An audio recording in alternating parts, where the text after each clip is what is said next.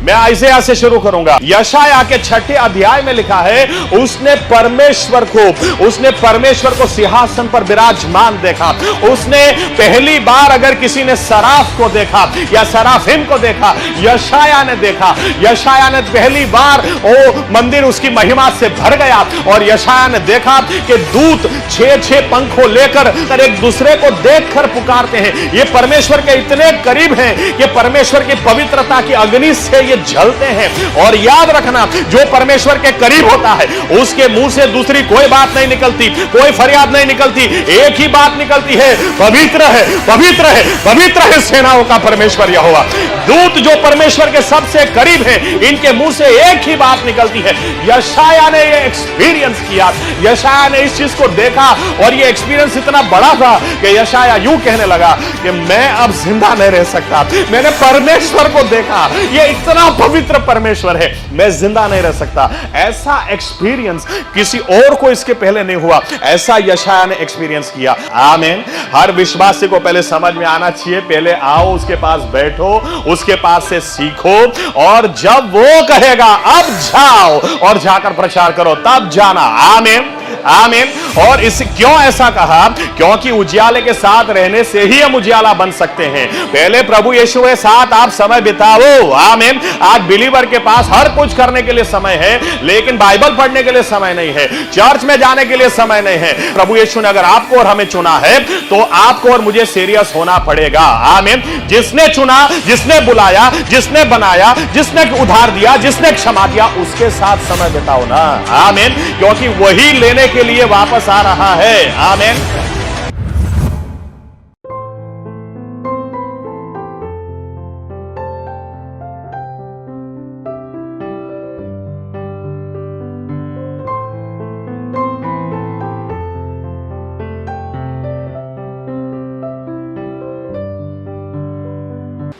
Pastor इधर प्रचार करके जाते हैं, पास्टर का गीत कितना लोग सुना है?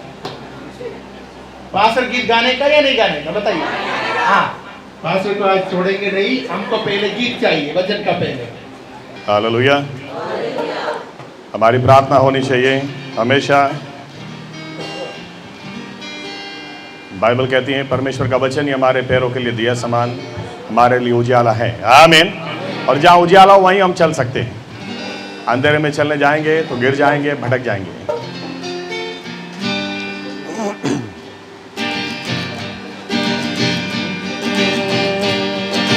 अपनी ज्योति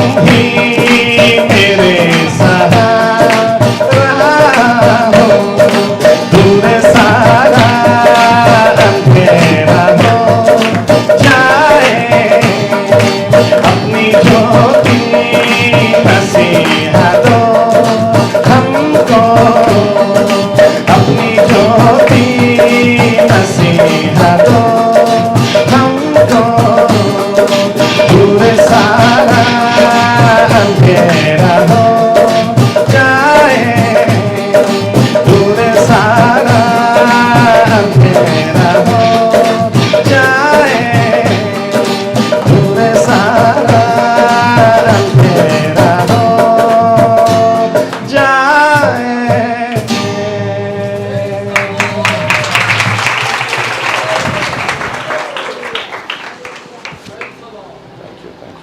जोर से हम ताली बजाएंगे, जोर से, जोर से। Thank you.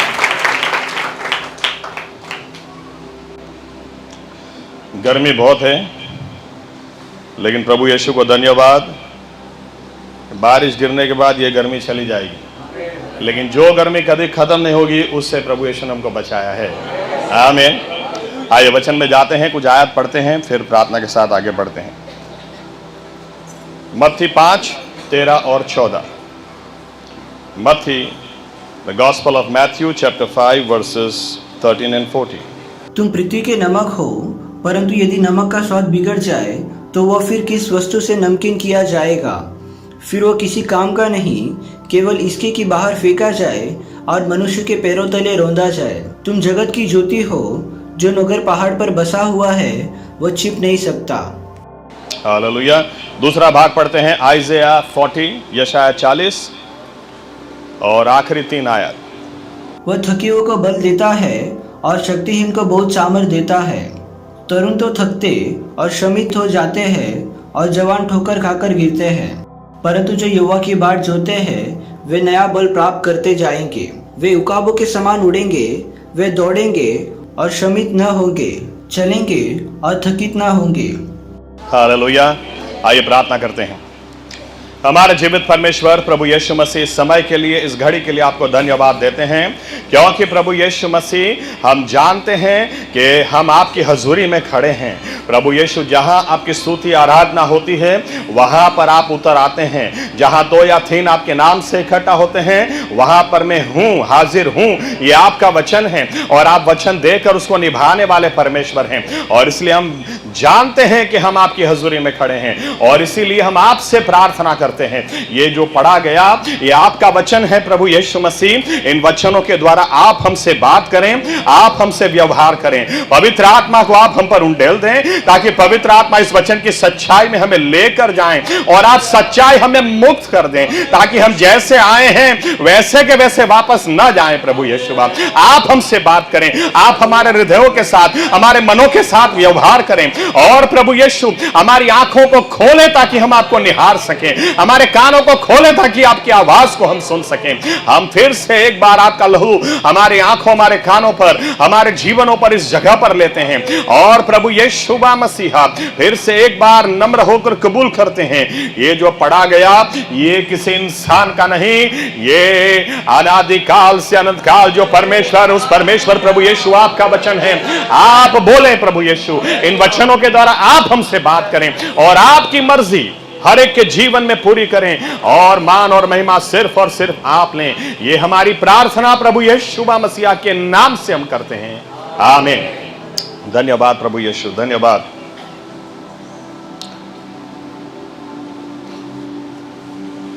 एक बहुत अच्छा विषय आज आपके सामने मैं लाना चाहता हूं। कल रात को या तो आज सुबह भी हम लोग ब्रदर फिलिप के घर में बैठकर काफी कुछ बात कर रहे थे। जमाना कितना खराब है, कितना खराब हो रहा है, लोग कितने बिगड़े हैं और कितने बिगड़ते चले जा रहे हैं, अंधेरा कितना गहरा है और कितना गहरा होता चला जा रहा है, और सही में आने वाले दिन बहुत ही मुश्किल हैं। मैं गलत आस आपको नहीं दे सकता, आने वाले दिन सही में बहुत मुश्किल हैं, लेकिन उसके बीच में एक बहुत बड़ी आस ये मीटिंग के कुछ घंटों पहले ही परमेश्वर ने मेरे दिल में डाली। देखो, हमारा परमेश्वर बहुत अद्भुत परमेश्वर है, आमीन। किसी के जीवन में अगर रात भी चल रही हो ना, तो उसका वचन बोलता है चिंता मत करो, रोना रात भर चलता है लेकिन दिन आ रहा है, सुबह आ रही है। हालेलुया। तो आज आपको एक बात बताना चाहता हूं, या मैं अगर मेरे इस संदेश का अगर टाइटल दूं तो मैं यूं कह सकता हूं कि दिन जितने बुरे होते चले जाएंगे उतनी ही सेवकाई के अवसर बढ़ते चले जाएंगे। और मेरा एक विषय मेरा फेवरेट है, अलग अलग चंगाई है, ये है वो है, बहुत सारे विषय हैं, प्रोफेसी हैं, लेकिन उसमें मेरा एक विषय जो बहुत ही फेवरेट है वो ये है कि आप आपकी बैटरी चार्ज रखो ताकि दूसरों की कर सको। आमीन। तोड़ने वाले बहुत हैं लेकिन बांधने वाले कम हैं, एनकरेजमेंट देने वाले नहीं हैं। हाँ, गलत एनकरेजमेंट देने वाले आपको मिलेंगे, अरे दोस्त नहीं है यार, एक तो घुट मार यार, एक शॉट तो चलता है, दोस्त नहीं है, एक चलता, ये दोस्ती, ये एनकरेजमेंट आपको मिलेगा। लेकिन अगर आप मसीहत में चलना चाहते हैं तो याद रखना, 2 आपके साथ खड़े होंगे तो 20 आपके सामने भी खड़े होंगे। तोड़ने के लिए बहुत हैं, लेकिन यीशु मसीह ने कहा मेरी कलीसिया में तोड़ूंगा, ऐसा नहीं कहा, मेरी कलीसिया में बांधूंगा, और बांधूंगा तो ऐसी बांधूंगा कि अधोलोक की कोई सामर्थ उसके सामने कभी टिक नहीं पाएगी। हालेलुया। तो मेरा ये एक फेवरेट सब्जेक्ट है कि अंत के दिनों में जहां पर अंधेरा गहरा होता चला जाएगा, मेरा ऐसा मानना है कि हर व्यक्ति कहीं ना कहीं से टूटा होगा, हर व्यक्ति कहीं ना कहीं से, मुझे प्रार्थना का जवाब क्यों नहीं मिल रहा, मैंने 3 दिन फास्टिंग किया, मैंने ये किया, मैंने यो किया, आखिरी परमेश्वर तो छंगाई देने वाला परमेश्वर है, फिर भी क्यों ऐसा हो गया। ऐसे लोगों के बीच में जब कोई बिलीवर जिसकी खुद की बैटरी चार्ज है, मैं अगर आपको एक उदाहरण दूं, स्टालिन जो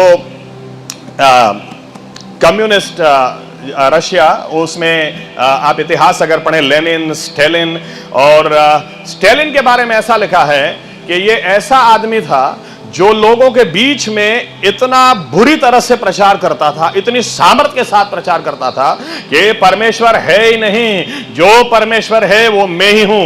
लेकिन उसके बीच में एक बात आपसे शेयर करना चाहता हूं, बरसों पहले इसको मैंने पढ़ा था। उसने लगभग 300 के आसपास बिलीवर्स को इकट्ठा किया, और 300 के आसपास बिलीवर्स को इकट्ठा करके, दूसरे कैदी भी थे लेकिन उसमें स्पेशली उसने 300 बिलीवर्स को इकट्ठा किया, और 1 घंटे तक उसने प्रचार किया यीशु मसीह परमेश्वर है नहीं, यीशु मसीह परमेश्वर है ही नहीं। ये बोलता रहा। फिर उसने कहा कि अगर तुम में से कोई एक आदमी अगर स्टेज पे आना चाहता है, कुछ बोलना चाहता है, तो उसको मैं 1 मिनट दे सकता हूं। अगर तुम मानते हो तुम्हारा परमेश्वर है और वो जिंदा है तो तुमको 1 मिनट देता हूं।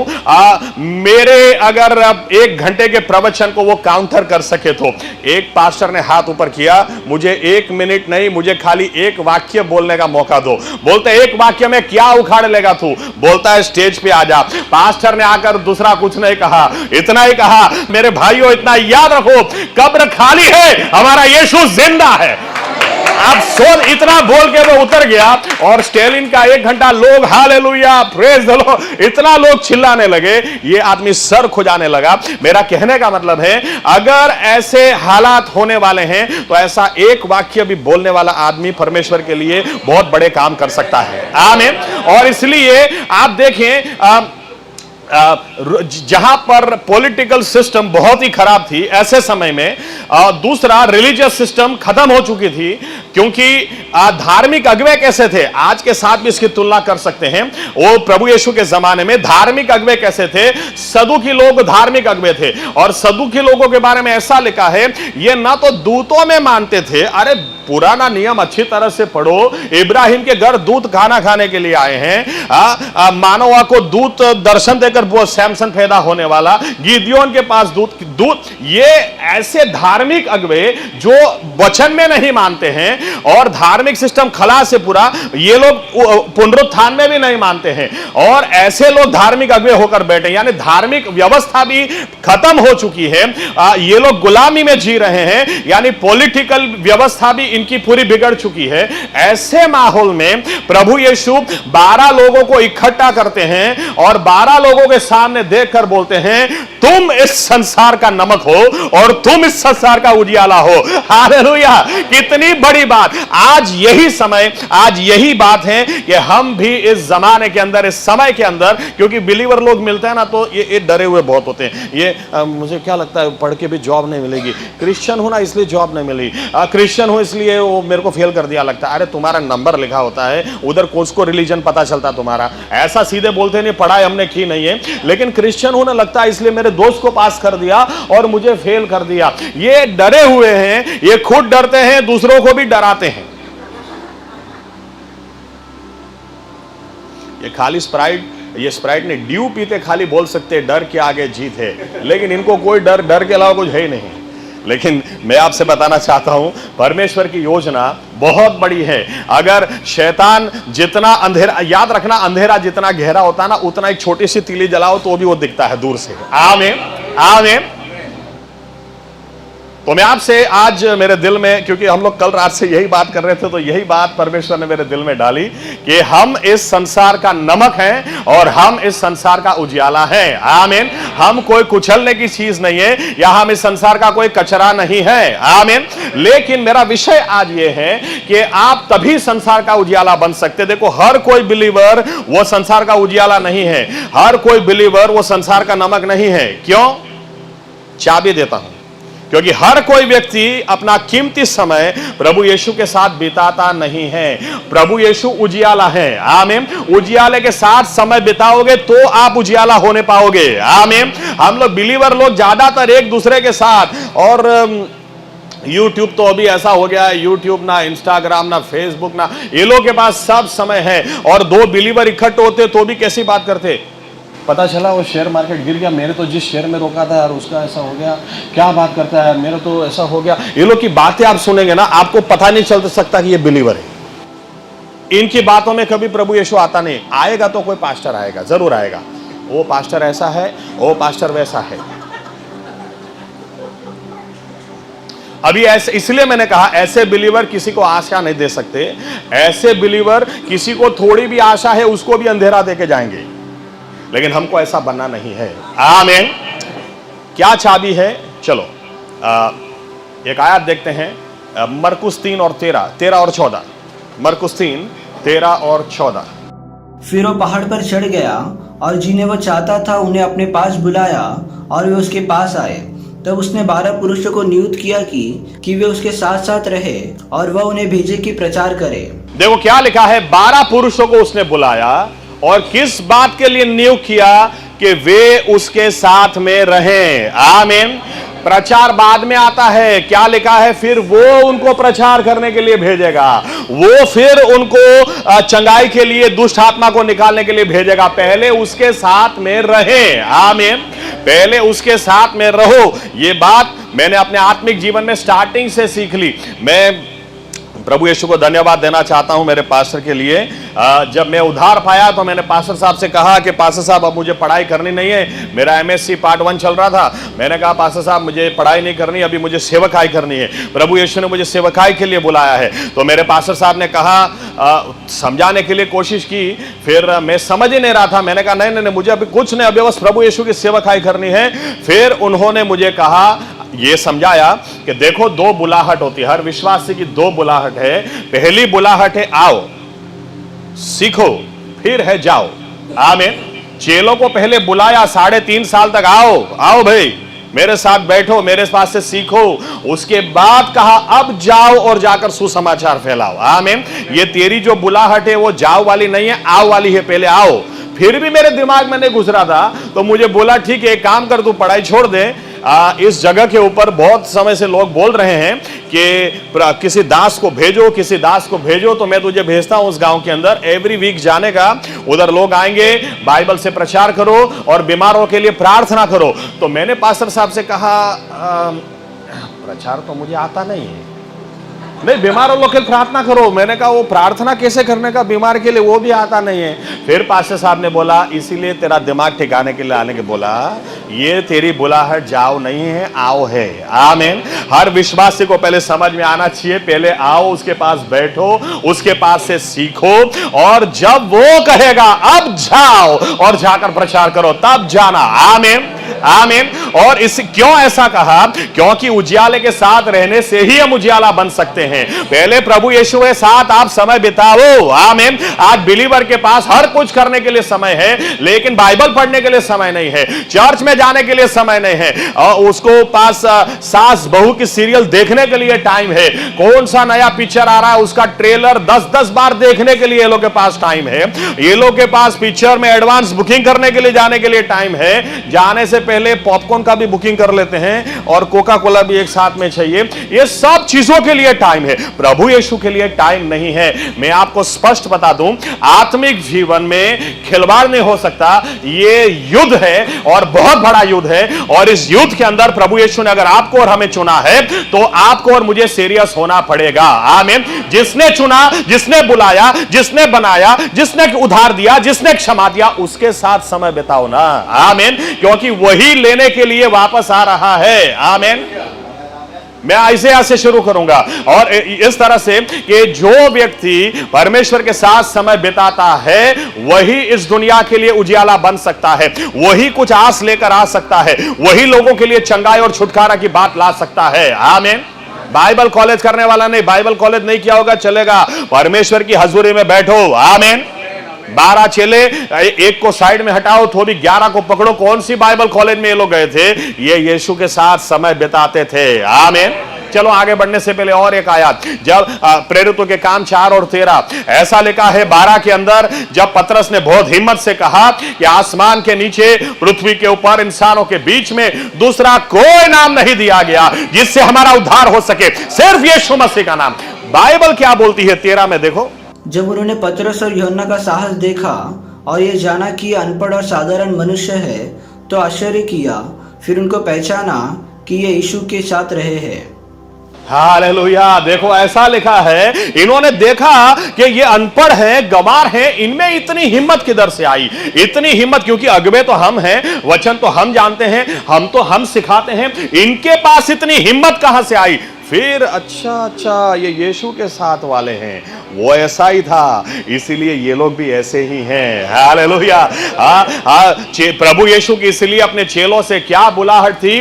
जाओ जाकर बीमारों को चंगा करो, ये बुलाहट नहीं। दुष्ट आत्मा को निकालो, ये बुलाहट नहीं। पहले मेरे साथ में रहो। आमीन। पहले मेरे साथ में समय बिताओ, दूसरी बात बाद में आती है। आमीन। आमीन। पहले आपकी बैटरी तो चार्ज हो, उसके बाद आप बोल सकते हैं, आपका मोबाइल दूसरों को दे सकते हैं, ले तेरा ऑफ हो गया तो मेरे से बात कर ले। आमीन। आपका तो चार्ज होना चाहिए पहले। आमीन। यशाया से शुरू करते हैं। यशाया बहुत ही अद्भुत सेवक था और यशाया की सेवकाई बहुत ही अद्भुत सेवकाई। याद रखना, बहुत अच्छी कंपैरिजन यशाया और बाइबल के बीच में हम कर सकते हैं। बाइबल कहती है यशाया की मिनिस्ट्री के 2 हिस्से थे। अब देखो यहां पर एक कमेंट देता हूं खाली। एक बार मुझे मेरा एक दोस्त उसके घर पे गया तो वो मुझे बोलता है कि अब भी मेरा एक दोस्त गया यार, देखो तो नीचे है। मैंने कहा मैंने किसी को देखा नहीं। बोलता है वो बाइबल कॉलेज करता है, इंडिया की नंबर 1 बाइबल कॉलेज है पूना के अंदर, और वहां से बोलते सीख के आया तो मुझे बता रहा था कि यशाया नबी का पुस्तक, ये 2 यशाया थे, एक यशाया 1:39 तक, उसके बाद जो 40 से एंड तक लिखा वो किसी और ने ही लिखा है। मैंने कहा अगर उसको फोन करो या उसको बुलाओ तो उसको बुला के मैं बिठाता हूं, कौन सी बाइबल कॉलेज में जाता है, नंबर 1 नहीं, ये लास्ट भी नहीं आ सकती। यशाया 2 नहीं थे, लेकिन यशाया 39वें अध्याय में देखो, बाइबल में भी पुराने नियम 1 से 39 अध्याय है, उसके बाद 400 साल का साइलेंस है और फिर नया नियम मत्ती से शुरू होता है।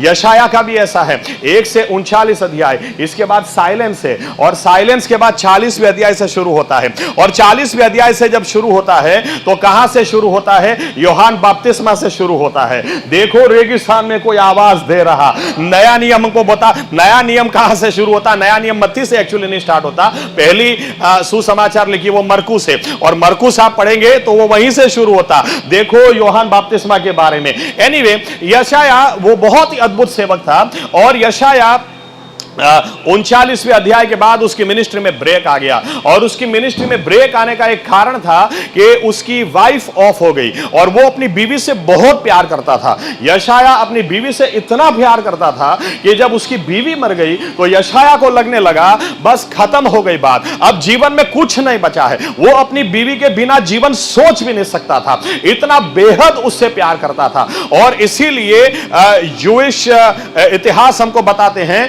कि यशाया थोड़े समय के लिए वो साइलेंस में चला गया। आपको मिलेगा नहीं। एस्किया राजा को जब जरूरत थी उसने भेजा। देखो यशाया क्या बोलता है। अगर उस जमाने में या तो उस समय में आपको जरूरत पड़ती यशाया की, तो यशाया कहीं नहीं मिलता। उसका एड्रेस गायब था, क्योंकि वो ऐसी जगह चला गया जहां वो मिनिस्ट्री करना नहीं चाह रहा था। वो अपनी वाइफ के दर्द को भूल ही नहीं पा रहा था। इसीलिए उन कुछ समय तक यशाया का एड्रेस किसी को पता नहीं था। यशाया गया किधर, यशाया है किधर। लेकिन आगे बढ़ने से पहले एक बात मैं आपको बताऊं कि यशाया इससे पहले बहुत जबरदस्त मिनिस्ट्री कर चुका था। मैं आपसे यह बात इसीलिए शेयर कर रहा हूं, यशाया से इसीलिए स्टार्ट कर रहा हूं कि आप हो सकता है कि आपके जीवन में बड़े बड़े काम हुए, लेकिन बड़े बड़े काम हुए इसका मतलब यह नहीं है कि आपके जीवन में कभी ट्रेजेडी नहीं आ सकती। बड़े बड़े काम हो गए, बड़ी बड़ी गवाही हो गई, इसका मतलब यह नहीं आज आपने मुर्दे को जिंदा कर दिया,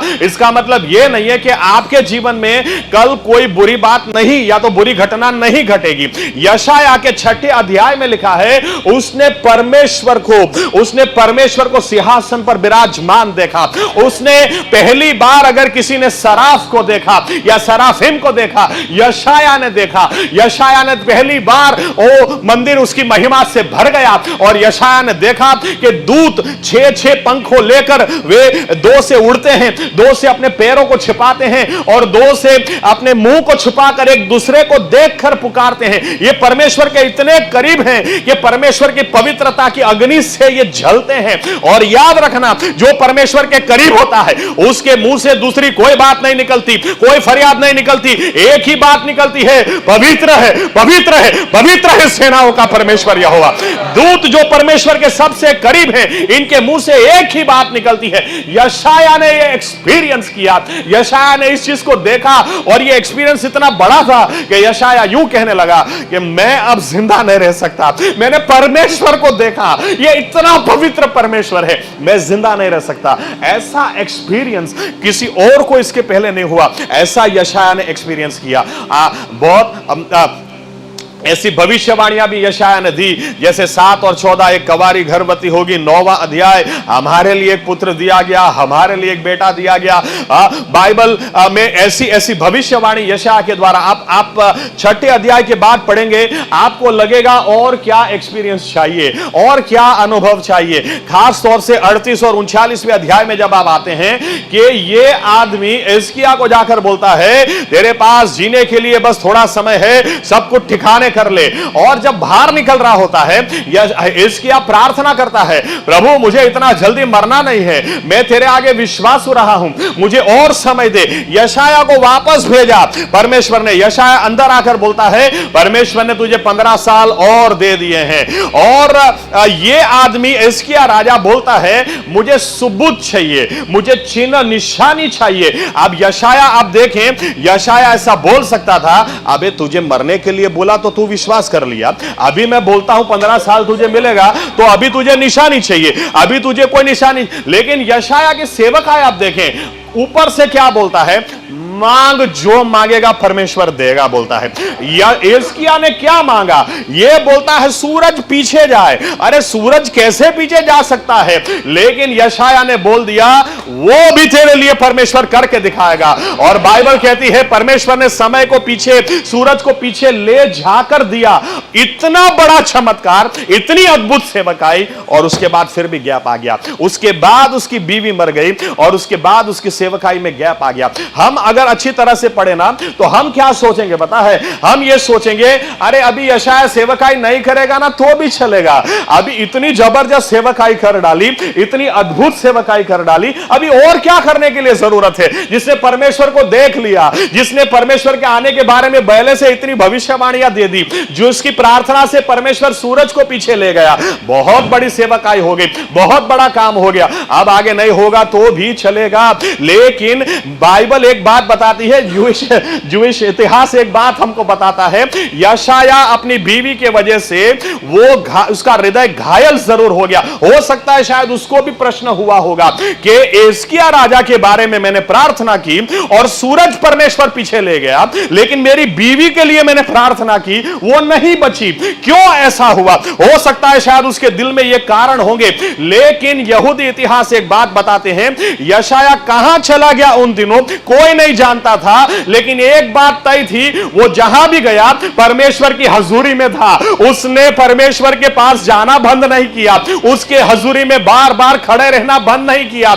इसीलिए जहां पर शायद हमको लगे सेवकाई खत्म हो गई, जीवन खत्म हो गया और बहुत कुछ हो गया, इससे आगे अब कुछ नहीं हो सकता, लेकिन यशाया जब वहां से वापस आया, वापस आने के बाद उसने देखा इजराइल की हालात, यहूदा के हालात और भी खराब थे, लोगों की आत्मिकता और भी गिर चुकी थी। लेकिन परमेश्वर की हजूरी में जो समय बिताता है वो बैटरी चार्ज करके आता है। इसीलिए यशाया को देखो, जब वहां से बाहर आया, पहले से हालात बुरे हैं, लेकिन यशाया बोलता है, मैं आपको मेरा एक अनुभव देता हूं, यहोवा की जो बाट जोता है, जो उसके साथ समय बिताता है, वो नई सामर्थ पाता है। हालेलुया, वो नया बल पाता है, वो पहले जैसा नहीं रहेगा। यशाया ने सोचा भी नहीं होगा कि जब परमेश्वर की हजूरी में वो गया, उसको कितना भी दर्द क्यों ना हुआ हो, फिर भी परमेश्वर के पास बार बार गया और परमेश्वर बात भी उसके साथ कैसे करता, आज के पहले नहीं किया, ऐसी बात करता है। परमेश्वर उसको बोलता है कि यशाया मेरी तुलना किसके साथ करोगे, मेरे जैसा कौन है, कोई है नहीं जो तारों को भी नाम देकर बुलाता है। कितना इंग्लिश में, I love this, have you not heard, do you not know, this is an everlasting God, ये सनातन परमेश्वर है, क्या तुमने सुना नहीं, ये निर्बल को बल देता है, ये गिरे हुए को उठाता है। ये यशाया का एक्सपीरियंस है। कुछ भी हो जाए, लेकिन दिन कितने ही बुरे क्यों ना आए, हमने सोचा ना हो, ऐसा भी क्यों ना हो जाए, लेकिन विश्वासी के पास ये निर्णय होना चाहिए, मैं हर समय फिर भी प्रभु यीशु के पास जाऊंगा, मैं हर समय फिर भी उसके सामने जाकर खड़ा रहूंगा, मैं फिर भी उसको प्यार करूंगा, मैं फिर भी उसको मोहब्बत करूंगा, मैं फिर भी उसको धन्यवाद दूंगा, फिर भी उसकी स्तुति और आराधना करूंगा, क्योंकि वो मेरा परमेश्वर है। अभी आप कभी भी यशाया को पढ़ेंगे ना, तो एक बात जरूर सोचना कि 40वें अध्याय से 66वें अध्याय में ऐसा लगता है यशाया को किसी और ही प्लग में डाला है। इसकी बैटरी इतनी चार्ज है, एक से बढ़कर यशाया जब परमेश्वर को बोलने भी जाता है, प्रभु क्या देखो हालात तो और भी बिगड़ गए, लेकिन परमेश्वर उसको 41वें अध्याय में बोलता है, इधर उधर देखना मत यशाया, मेरे सामने देखना, मैं तुझे दृढ़ करूंगा, मैं तुझे मजबूत करूंगा, अपने दाहिने हाथ के सामर्थ्य से मैं तुझे संभालूंगा। हालेलुया, एक से बढ़कर एक। तुझे लगता है कि रेगिस्तान है, तुझे लगता है सब कुछ खंडेर हो गया, अरे इधर से ही मैं नदियों को बहाऊंगा, पानी तुझे डुबाएगा नहीं, आग की ज्वालाएं तुझे जलाएंगे नहीं। कितनी बड़ी बातें, यहां तक कि जब यशाया नबी का पुस्तक खत्म होता है, खत्म होते होते परमेश्वर बोलता है यशाया बोलता है, अरे तुमने समझ क्या रखा है, स्वर्ग इसका सिंहासन है और पृथ्वी इसका पायासन है। क्या एक दिन में कोई एक देश को पैदा कर सकता है? यह परमेश्वर एक दिन में एक देश को पैदा करने वाला परमेश्वर।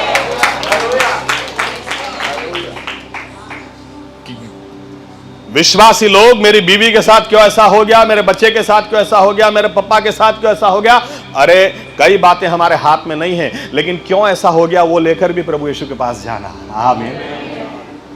वो वहां से नए पन्ने जोड़ेगा। लोगों को लगेगा ये पास्टर गया काम से, लोगों को लगेगा बिलीवर गया काम से, लोगों को लगेगा इसकी अभी कोई सेवकाई नहीं है, बहुत कूदता था, बहुत बड़ी बड़ी बात करता था, अरे मैं तो सूरज को पीछे ले गया, ऐसी बात करता था, देखो इसकी खुद की बीवी नहीं बचा पाया, देखो आज कैसा अकेला पड़ गया। लोग कुछ भी बोलें, परमेश्वर के साथ समय बिताना कभी बंद नहीं करना, क्योंकि एक विश्वासी की बुलाहट ही यह है, मैंने तुझे चुना इसलिए है, मेरे साथ समय बिताओ।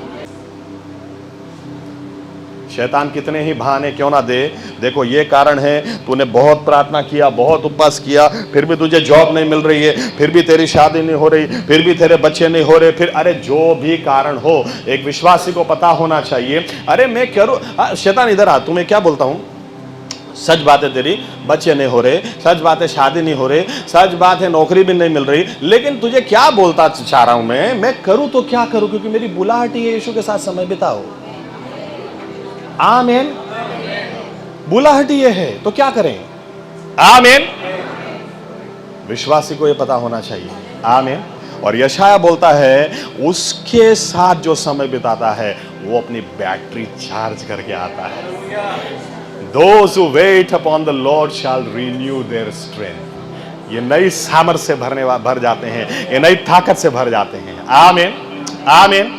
आप मूसा के बारे में सोचे, उस जमाने में मूसा एक व्यक्ति, वो परमेश्वर के लोगों के लिए आस था। सामने फारू राजा था, बहुत ही शक्तिशाली राजा, और वो भी ऐसा राजा कि जिसके हाथ से किसी को छुड़ाना नामुमकिन था। और फारू राजा को लोग परमेश्वर मानते थे, उसकी आराधना करते थे, और फारू राजा के खिलाफ कोई जाने की हिम्मत ही नहीं करता था।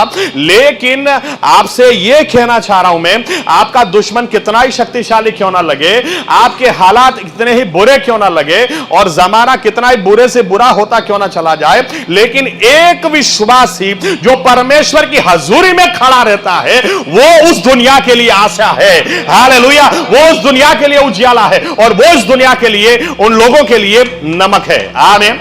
मूसा परमेश्वर की हजूरी में खड़ा रहने वाला व्यक्ति था। बार बार लिखा, बार बार, यहां तक कि जब निर्गमन 33वां अध्याय में पढ़ता हूं, कई बार सोचता हूं कि क्या मूसा क्या था।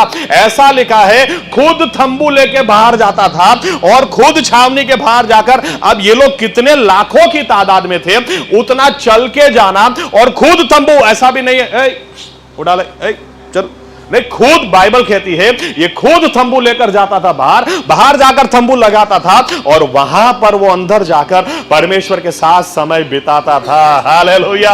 और इस परमेश्वर, और ऐसा लिखा दूसरे लोग भी अपने तंबू से बाहर निकलकर देखते थे कि परमेश्वर उतर आया है और मूसा के साथ बात कर रहा है। एक आदमी एक देश को कैसे छुड़ा सकता है, एक आदमी देश के लिए खाना किधर से ला सकता है, एक आदमी लाल समंदर के भाग कैसे कर सकता है। चाबी यह है, ये मूसा परमेश्वर की हजूरी में खड़ा रहने वाला व्यक्ति था। हालेलुया। ये बार बार परमेश्वर के पास जाता था। देखो परमेश्वर, अगर मूसा की जगह आप और मैं होते तो ये सोचते कि जाकर लकड़ी फेंकेंगे, वो साफ होएगा, और हाथ को ऐसे कोट में अंदर डालेंगे, बाहर निकालेंगे, और फारू राजा छोड़ देगा। लेकिन मूसा ने 2 चमत्कार किए, फारू राजा ने छोड़ा नहीं, ऊपर से ये लोग का काम बढ़ा दिया। और इजरायली लोग भी कहने लगे मूसा तेरे आने की वजह से हमारी परेशानी बढ़ गई, तेरे आने की वजह से हमारा काम बढ़ गया। लेकिन मूसा ने उसके बाद क्या किया, वापस परमेश्वर की हजूरी में गया। आप और हम जैसे नहीं कि 2 चमत्कार, प्रभु ये तो चीटिंग कर दिया तूने, ये 2 चमत्कार तूने दिखाए, मैंने तो कर दिया, इसके बाद भी छोड़ नहीं रहा, अभी तो मेरे को विश्वास नहीं है, अभी तो मैं आगे दूसरी बार प्रार्थना करने नहीं जाऊंगा। अभी हम कितने भी बहाने क्यों ना निकाले, मूसा से सीखे। मूसा फिर भी परमेश्वर के पास गया, वो परमेश्वर की हजूरी में खड़ा रहने वाला व्यक्ति था।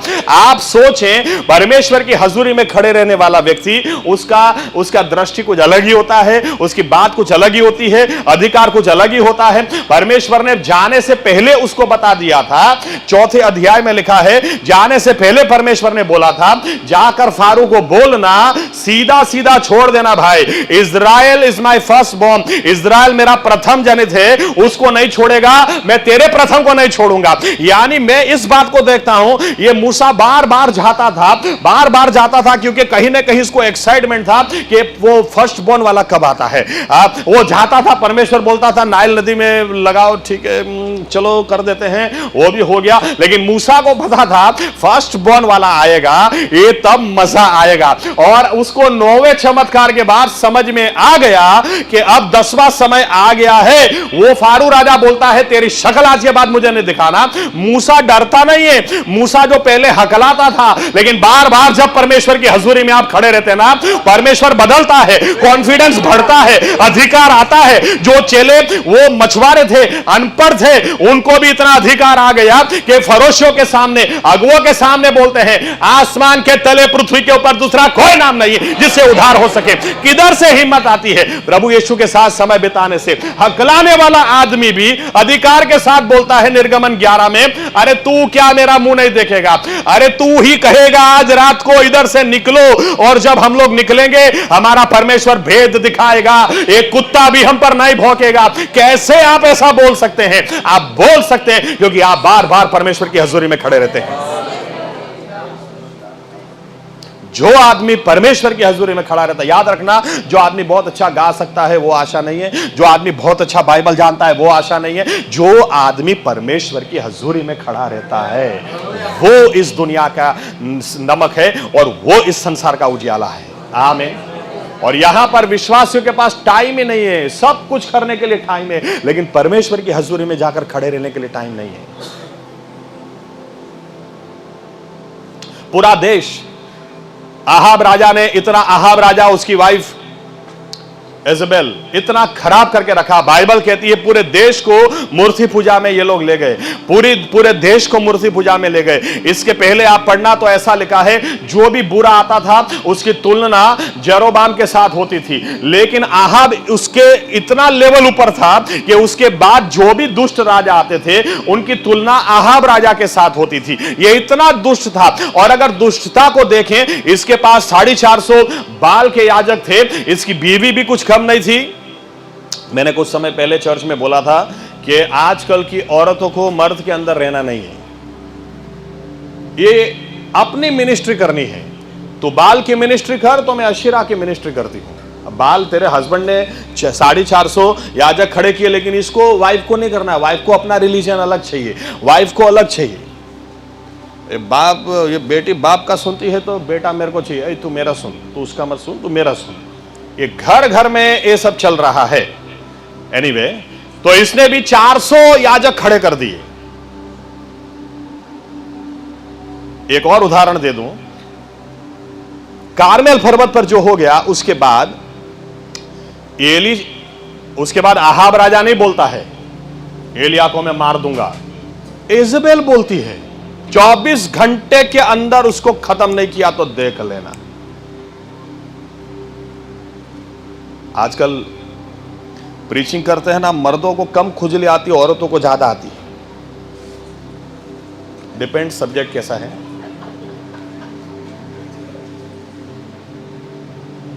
लेकिन बाइबल जो है वो है। आमीन। किसी को खुजली आती है तो भी मैं बोलता हूं बहुत बहुत धन्यवाद प्रभु यीशु, आपका वचन सही है, क्योंकि आपके वचन में लिखा है इनके दिनों में खुजली आएगी। तो आपको धन्यवाद, ऐसा वचन दिया, वचन के लिए धन्यवाद।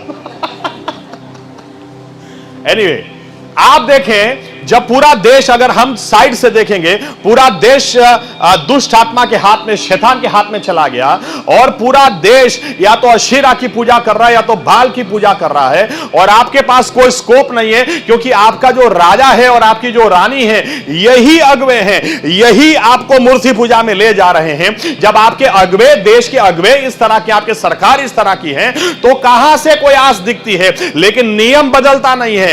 एक आदमी जो परमेश्वर की हजूरी में खड़ा रहता है वो फिर भी अपने लोगों के लिए आस है। हालेलुया। बाइबल कहती है, एलिया के बारे में कुछ भी नहीं लिखा है। एलिया किधर पैदा हुआ, उसका बाप को, एक बीच में कोई मेरे को पूछ रहा था कि एलिया का बाप आपको पता है, एलिया की मम्मी का नाम आपको पता है। मैंने कहा मुझे नहीं पता है, मुझे इतना पता है वो किधर से आया, वो परमेश्वर की हजूरी में था। आप सोचें कि किसी को मिलने के लिए जाते हैं तो कार्ड भेजते हैं, जरा मेरा कार्ड अंदर देना, ये पास्टर मिलने के लिए आया है, ये व्यक्ति मिलने के लिए आया है। ये डायरेक्ट अंदर घुस के सबके सामने बोलता है, कोई इंट्रोडक्शन नहीं। आजकल तो लिखना पड़ता है रेवरेंड पास्टर, ये डॉक्टर, हाँ डॉक्टर, फिर ये इतना पढ़ाई, इतना। एक जगह मैंने देखा था, एक पास्टर का लिखा था तो 2 लाइन भर के इनकी डिग्री है, 2 लाइन भर के। प्रभु यीशु को मैंने धन्यवाद भी दिया, पढ़े लिखे लोग भी चाहिए। आमीन।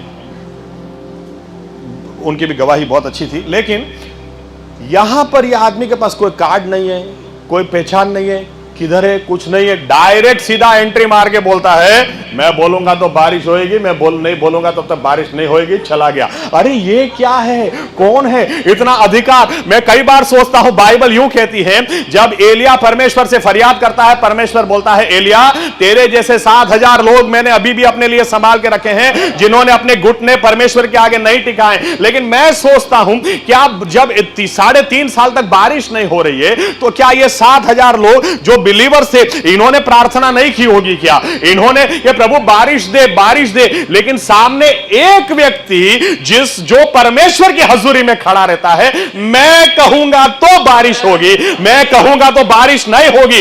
ऐसा ही हुआ। मैं कई बार सोचता हूं एलिया को आप मार भी नहीं सकते, क्योंकि ये मर जाएगा तो बोलेगा कौन बारिश हो।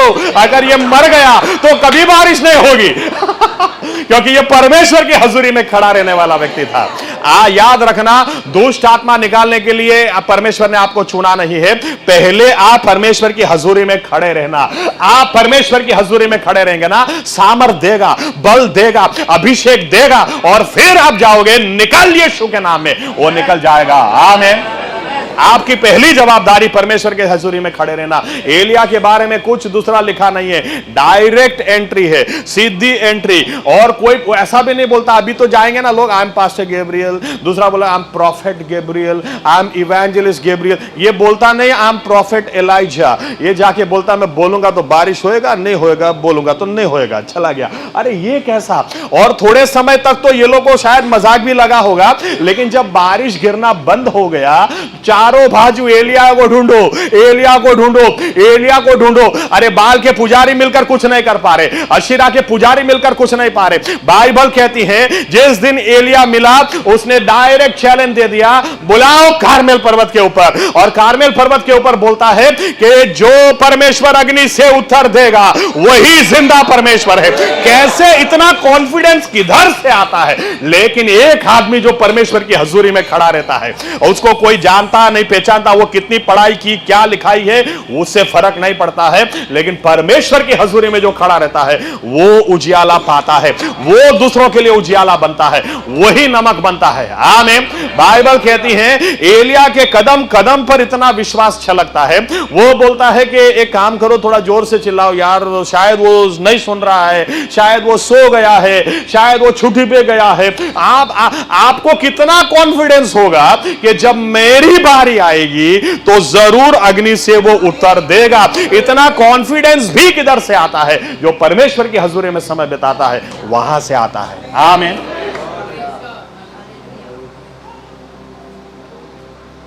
एक आदमी, बाइबल कहती है ये लोग थक गए, ये ऊपर से क्या बोलता है, एक काम करो, अभी लकड़ा सेट किया, खड्डा खोदो, लकड़ा सेट किया, बोलता पानी डालो। अरे पानी किधर से डालने का? पानी की बात कहां से आई? लेकिन ये बोलता नहीं पानी डालो। पानी डलवाने के बाद ये घुटनों पे जाकर हाथ ऊपर करके बोलता है परमेश्वर अग्नि से उत्तर दे दे, ताकि लोगों को पता चले आज भी इज़राइल में तू ही परमेश्वर है। और बाइबल कहती है परमेश्वर ने अग्नि उंडेल दिया वहां पर, और लोगों को बोलना नहीं पड़ा पश्चाताप करो, लोगों ने यह देखकर पश्चाताप कर दिया।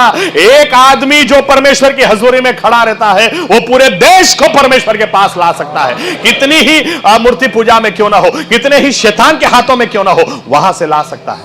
आमीन। आज बिलीवर लोग क्या कर रहे हैं? सिर्फ फरियाद। जमाना बहुत खराब हो गया है, सही में बहुत खराब हो गया। मेरे बाजू वाली शादीशुदा है, दूसरे के साथ भाग गई। बहुत खराब जमाना हो गया है, सही में। ये बकवास बंद करो। आप नहीं भी बोलोगे तो लोग जानते हैं वो बाजू वाली भाग गई, वो जानते हैं।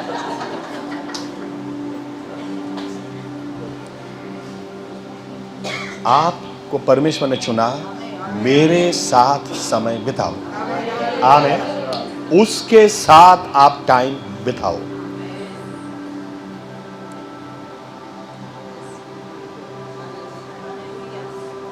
दाऊद बहुत जवान था।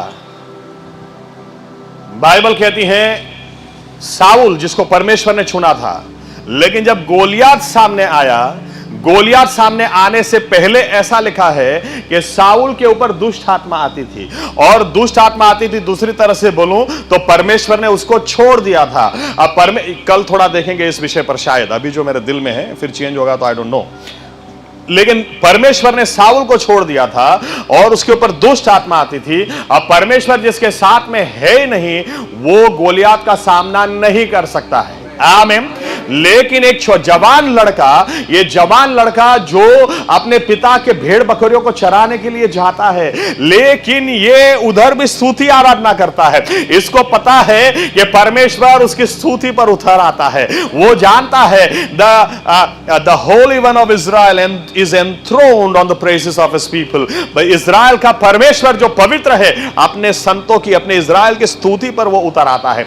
ये आदमी यहां तक परमेश्वर से प्यार करता था, उसकी उपस्थिति से प्यार करता था कि बाइबल कहती है उसकी आराधना करने के लिए भी उसने स्पेशल इंस्ट्रूमेंट बनाया, वीणा उसने बनाई। और 2010 में, शायद अगर मैं गलती नहीं कर रहा, इज़राइल में बहुत अच्छा क्वायर ये लोगों ने तैयार किया है कि मसीह आ रहे हैं, वापस आएंगे तो हम उनके लिए शायद 3000 का क्वायर, क्योंकि दाऊद ने 3000 का क्वायर सेट किया था। तो 2010 में शायद मैंने पहली बार ये रिपोर्ट पढ़ा कि दाऊद 10 तारों की जो वीणा बनाता था। ये लोग बरसों से सोच रहे, क्योंकि सुर 7 होते हैं, ये 10 तारों की वीणा कैसे होगी या क्या होगी। अभी ऐसा बोलते हैं 2010 में बरसों की मेहनत के बाद शायद 2 भाइयों ने, जो लेवी हैं, उन्होंने मिलकर ऐसी वीणा बनाई है कि जो दाऊद बजाता था। एनीवे, मेरा कहने का मतलब यह है, परमेश्वर की आराधना करने के लिए भी इसने स्पेशल इंस्ट्रूमेंट बनाया। लेकिन मैं परमेश्वर की आराधना करूंगा, ऐसा नहीं। देखो, जो लोग आराधना करना चाहते हैं और क्या बोलते पता है, देखो मम्मी हमको पढ़ाई नहीं करनी, देखो हमको नौकरी नहीं करनी, देखो हम तो खाली परमेश्वर की आराधना करेंगे, ये भी बकवास है। दाऊद आराधना करता था लेकिन काम करता था उधर। आमीन। वो नहीं तो क्या होगा पता है, अगर हम बैठ जाए, ओ प्रभु तो महान है, प्रभु तो ये है, प्रभु तो वो है। पता चला कि 50 भेड़ बकरी लेके आए थे, थोड़ी देर के बाद पता चला 10 ही बचे, 40 तो कोई खा गए। दाऊद क्या बोलता है, एक भी मैंने कम नहीं होने दिया। आमीन। अगर सिंह आया तो सिंह, भालू आया तो भालू, मार दिया, फाड़ दिया। जो यहोवा ने मेरे को ये दिया, वो यहोवा गोलियात भी देगा। आमीन। वो एक भी, यानी विश्वास था। आप सेवकाई में आगे बढ़ना चाहते हैं ना, तो जो काम परमेश्वर ने अभी आपको दिया है उसमें विश्वास रहो। आमीन। हो सकता है आपके पास अपनी भेड़ बकरियां नहीं है, हो सकता है आप अपने पिता की, किसी और की आप भेड़ बकरियां संभाल रहे हैं। छोटा सा झाड़ू पोछे का काम भी दिया हो, म्यूजिक सेट करने का काम भी दिया, कोई काम छोटा मत समझना, लेकिन जो काम करो विश्वासु होकर करना। छोटे में जो विश्वासु है वो बड़े में है। आमीन। दाऊद परमेश्वर की आराधना करने वाला व्यक्ति था, और जो आराधना करता है, परमेश्वर की हजूरी में जो समय बिताता है, उसका एटीट्यूड, उसकी दृष्टि कुछ अलग ही होती है। बाइबल बताती है यहां पर एक आदमी ने पूरे इज़राइल को डरा के रखा है। ये आदमी रोज आता था और आकर बोलता था कि तुम्हारे में से कोई एक व्यक्ति ऐसा मुझे दे दो जो मेरे सामने आकर लड़ाई करे, वो मुझे मारेगा तो हम तुम्हारे गुलाम, और मैंने उसको मार दिया तो तुम सब हमारे गुलाम। आप सोचे, ये हर रोज आ रहा है, ये लोग सिर्फ डरे हुए, इनमें से कोई जाने को तैयार ही नहीं है। और दाऊद, अगर मैं अपने गुजराती टोन में बात करूं तो मैं ऐसे बोलता हूं कि दाऊद को एक दिन मम्मी ने बुलाया और मम्मी ने बोला, बेटा तेरे भाई क्या कर रहे होंगे, देख उनके खाकरा खत्म हुए होंगे, थेपला खत्म हो गए होंगे, वो छूंदा खत्म हो गया होगा, तो थोड़ा नाश्ता वास्ता उनको दे के आ, पता नहीं ब्रेकफास्ट में क्या करते होंगे। तो दाऊद लेके गया, ठीक है मैं जाता हूँ, और लेके गया। वो अपने भाइयों को ऐसे शायद दे रहा था, ये तुम्हारे लिए इतना छूंदा भेजा, तुम्हारे लिए थेपला है, और कुछ कम पड़े तो आज के ज़माने में व्हाट्सएप कर देना, मैं वापस भेज दूंगा, मैं आ जाऊंगा देने के लिए। पता नहीं क्या बात चल रही थी, लेकिन लिखा है उसी समय पे गोलियात आया, उसी समय पे। आप विश्वासी, बिब्लिकल न्यूमरोलॉजी को मैं कई समय से थोड़ा थोड़ा स्टडी कर रहा हूं, तो मुझे कुछ बातें समझ में आती है अच्छी तरह से कि 40 का जो आंक है वो अनुग्रह का आंकड़ा है। 40 is the number of grace, यानी ये 40वां दिन था जब गोलियात आया ललकार देने के लिए। और जब ये मैं देखता हूं तो मुझे समझ में आता है कि अनुग्रह का समय गोलियात के लिए खत्म हो रहा था। उसके पास मौका था कि तुझे भागना तो भाग जा, लेकिन अगर 40वें दिन जंतु आया तो जिंदा वापस नहीं जाएगा। पर यह सोच रहा था मैं इजरायलियों को समय दे रहा हूं, लेकिन परमेश्वर उसको समय दे रहा था कि मैं तुझे अनुग्रह के 40 दिन देता हूं, लेकिन 40वें दिन दाऊद आएगा। जो व्यक्ति मेरी हजूरी में खड़ा रहता है वो 40वें दिन आएगा। और दाऊद सुनते ही वो आकर चिल्लाता है। दाऊद ऐसा नहीं बोलता है, ओ प्रभु भाई कुछ हो तो बोलना, मैं 3 दिन फास्टिंग प्रेयर में जाता हूं, बाद में आता हूं। दुष्ट आत्मा के लिए बोलते तो कई लोग ऐसा बोलते हैं अभी फास्टिंग प्रेयर करना पड़ेगा। जब ऐसा सुना वो पास्टर आए थे, उनको उठा के फेंक दिया, और ये पास्टर आए थे घर के बाहर सीधा उठा के फेंका है। चिंता मत करो, प्रभु यीशु के नाम में सब ठीक होएगा, लेकिन 3 दिन में फास्टिंग प्रेयर के बाद आता हूं। वो 3 दिन खत्म होता ही नहीं है। आता हूं नहीं होता है, जाता हूं रेंज के बाहर। एनीवे दाऊद सुनते ही बोलता है, ये कौन है खतना रहित फलिस्ती, परमेश्वर की सेना को ललकार रहा है, मुझे बोलो फाड़ दूंगा, गिरा दूंगा, मार दूंगा बोलता है। किधर से? पूरा देश डरा हुआ है भाई, सभी लोग डरे हुए हैं। तुझमें इतनी हिम्मत कहां से आई? साबुल उसको पूछता है, तूने कभी लड़ाई की है क्या? अरे ये आदमी बचपन से लोगों को मार रहा है, इसका काम ही लोगों को मारना काटना है, तुझमें इतनी हिम्मत कहां से आई? दाऊद जवाब देकर बोलता है, हे राजा कान खोलकर सुन, मैं अपने पिता के भेड़ों को जब जंगल में चराता हूं, सिंह सामने आ गया, उसके मुंह से मैंने भेड़ को निकालकर उसको मार दिया है। भालू सामने आ गया, भालू को मैंने मार दिया है। जो यहोवा परमेश्वर ने मुझे ये सिंह और भेड़ दिए, वही यहोवा परमेश्वर ये खतना रहित फलिस्ती भी मुझे दे देगा। हालेलुया। इतना विश्वास किधर से आता है? ये आदमी परमेश्वर की हजूरी में खड़ा रहने वाला व्यक्ति है।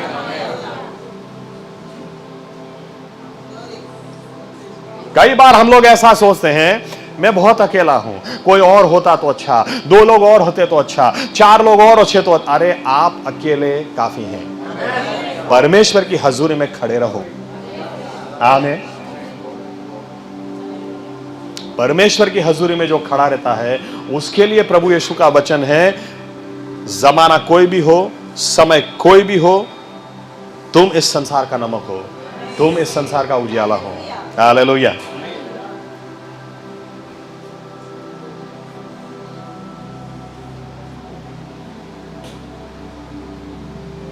और एक उदाहरण, यूहन्ना बपतिस्मा। यूहन्ना बपतिस्मा के बारे में ऐसा लिखा है, यह आदमी रेगिस्तान में प्रचार करता था और शहर छोड़ के लोग रेगिस्तान में जाते थे। शहर छोड़ के रेगिस्तान में कौन जाता है? गांव छोड़कर लोग शहर में आ रहे हैं आज। यहां पर शहर छोड़कर गांव रेगिस्तान में कौन जाएगा? और जाएगा भी क्यों? आप इधर आओगे, उदाहरण देता, आप इधर आए और मैं बोलूं, ए नालायक, ए बेशर्म, कोई आएगा दोबारा? यूहन्ना बपतिस्मा की भाषा देखो, ए सरपो,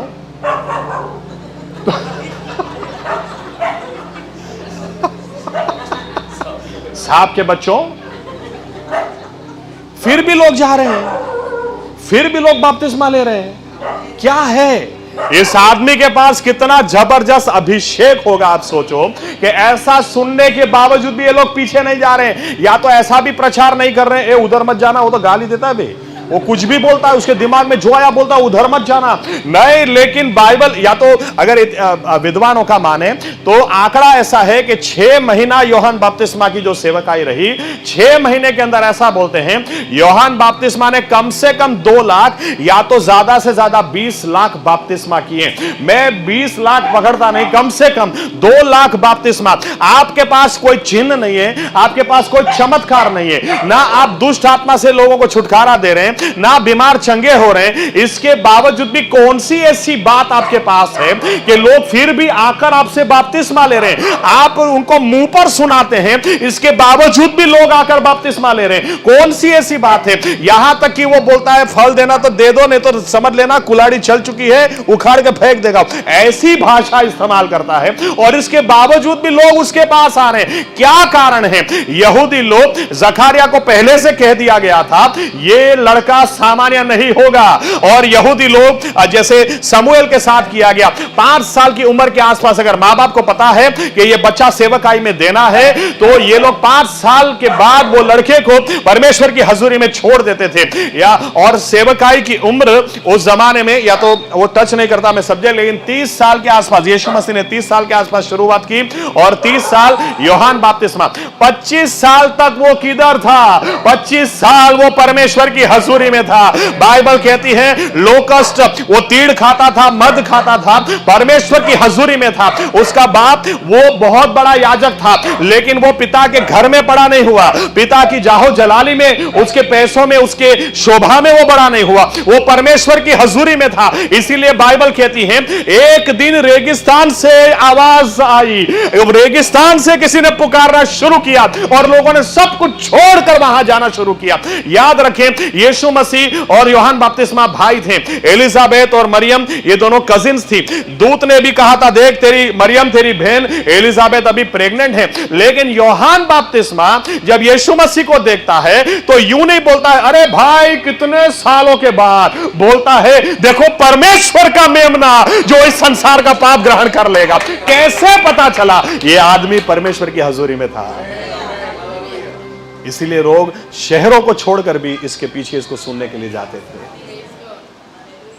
जहां पर पूरी सिस्टम खराब है, 400 साल तक अगर परमेश्वर की आवाज ही नहीं आई है, परमेश्वर जिसको साइलेंट पीरियड बोलते हैं, 400 साल तक कुछ भी नहीं, और अगर एकदम से रेगिस्तान से आवाज आती है, लोग अपना सब कुछ छोड़ छाड़ के उधर जाते हैं। क्यों? क्योंकि एक बंदा वो परमेश्वर की हजूरी में खड़ा रहता है।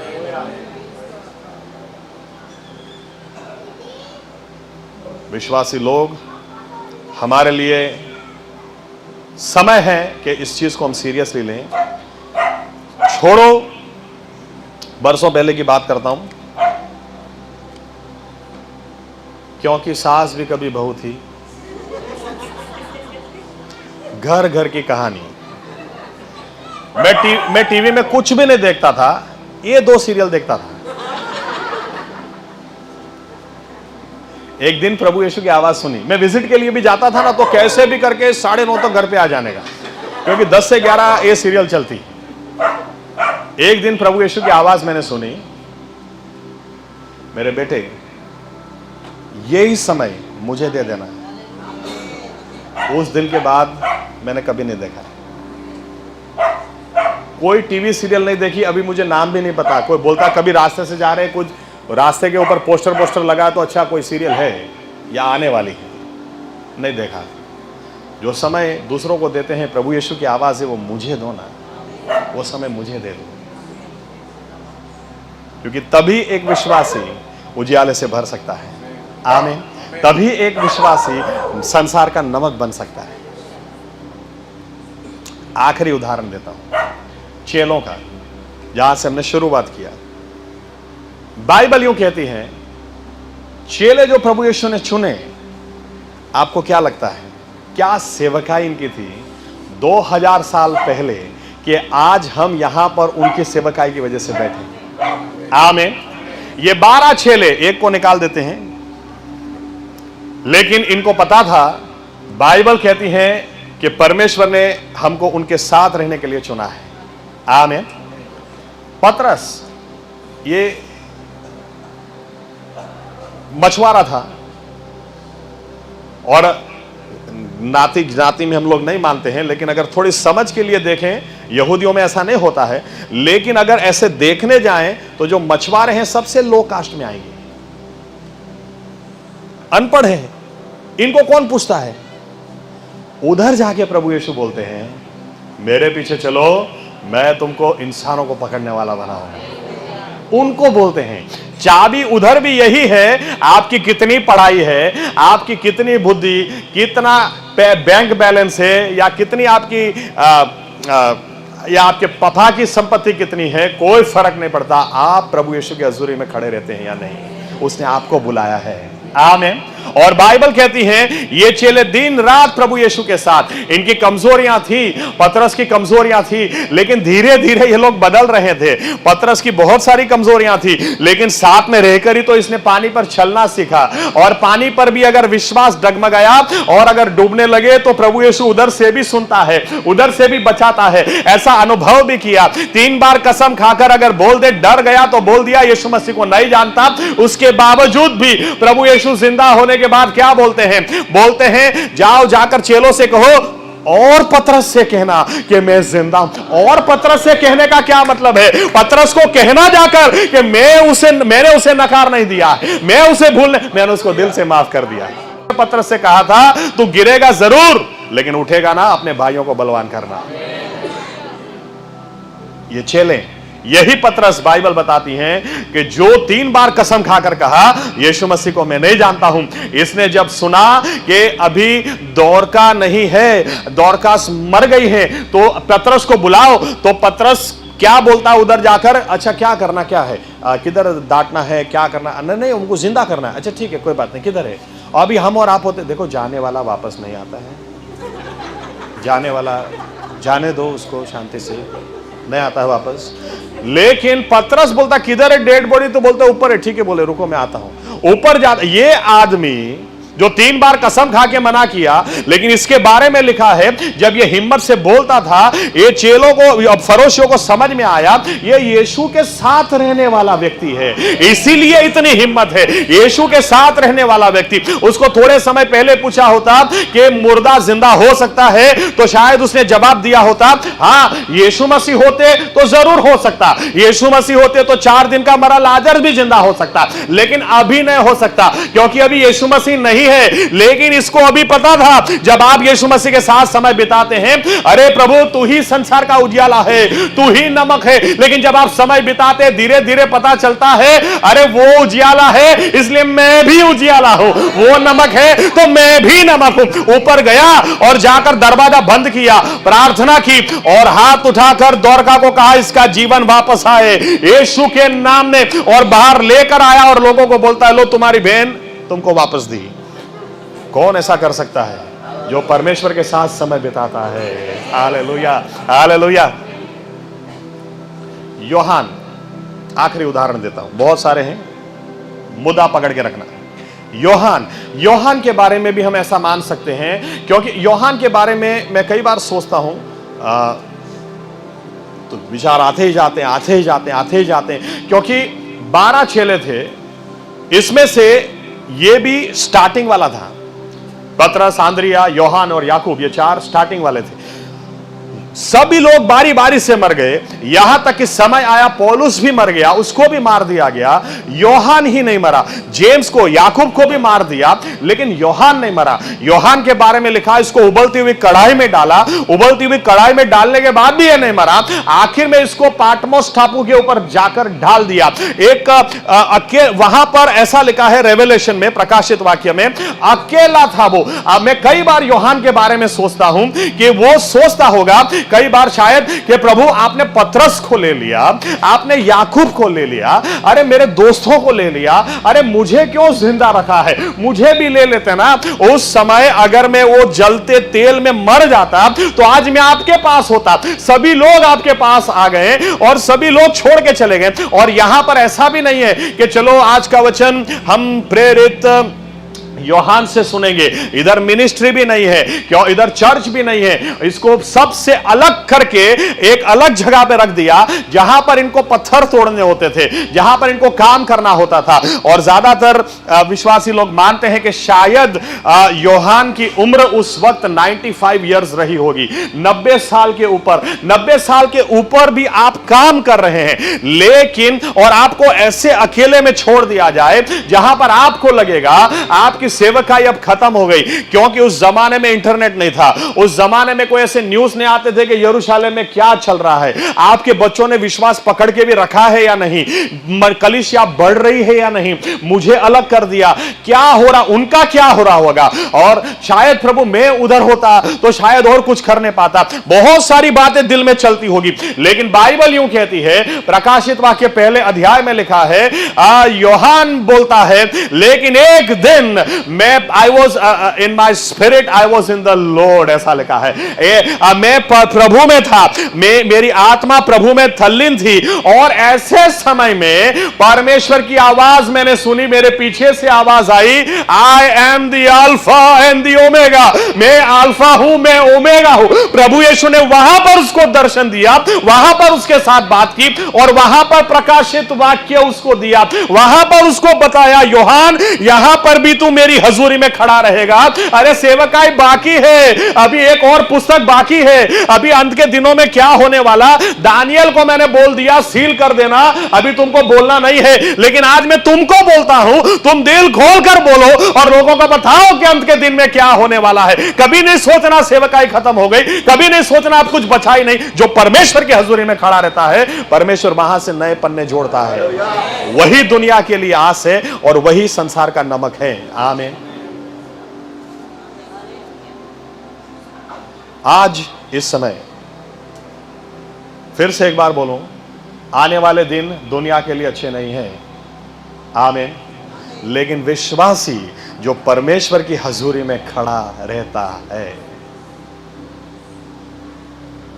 वही उस समय के लिए आस है। आमीन। आइए अपनी जगह खड़े हो जाएं, निर्णय लें, डिसीजन लें। प्रभु यीशु कुछ भी हो जाए, मैं पीछे नहीं हटूंगा, मैं आपको नहीं छोड़ूंगा।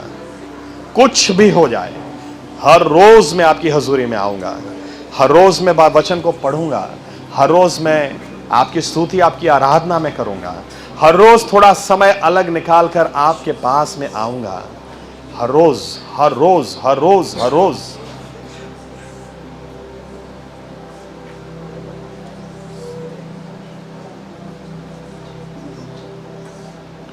ताकि जिस तरह से यशाया को आपने अनुभव दिया, क्यों मेरे जीवन में ट्रेजेडी ही क्यों ना आ जाए, फिर भी मैं आपके पास आऊंगा।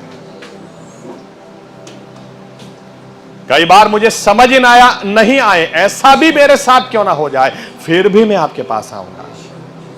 और मुझे पक्का पता है, मेरा यीशु मसीह कल, आज और युगानुयुग वैसा का वैसा है, वो कभी नहीं बदलता।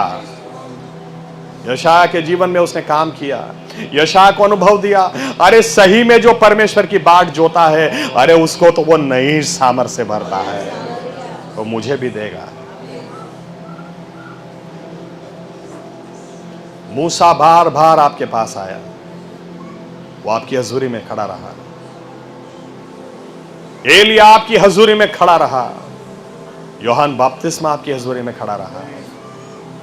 चेलों को चुना ही आपने इसलिए कि वे आपके साथ में रहें। हमको आज चुना ही आपने इसलिए कि हम आपके साथ में रहें।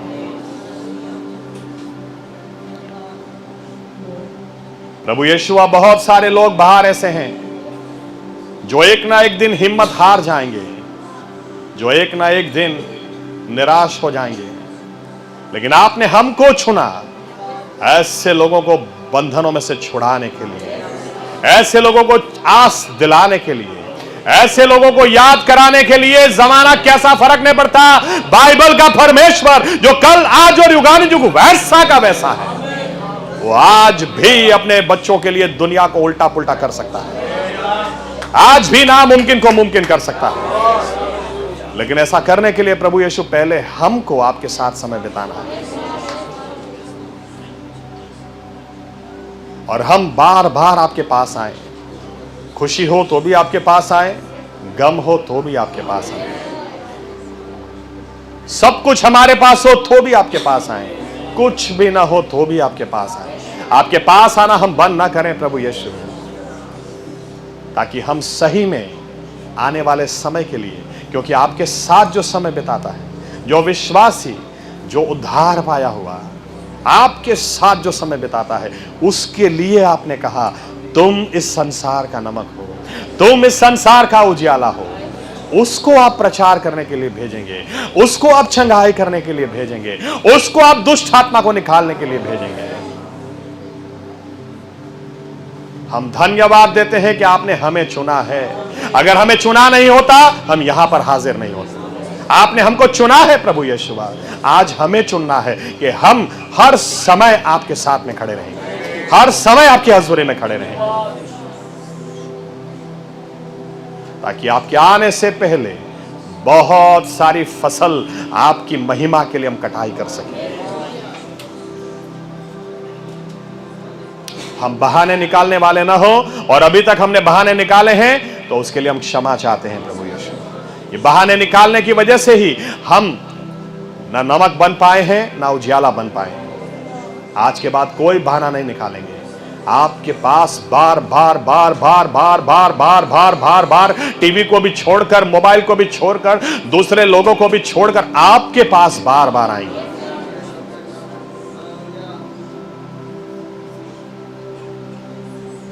ताकि हम बदल जाएं, हमारी सेवकाएं बदल जाएं, और उससे मान और महिमा सिर्फ आपको मिले। ये प्रार्थना हम प्रभु यीशु मसीह के नाम से करते हैं, आमीन।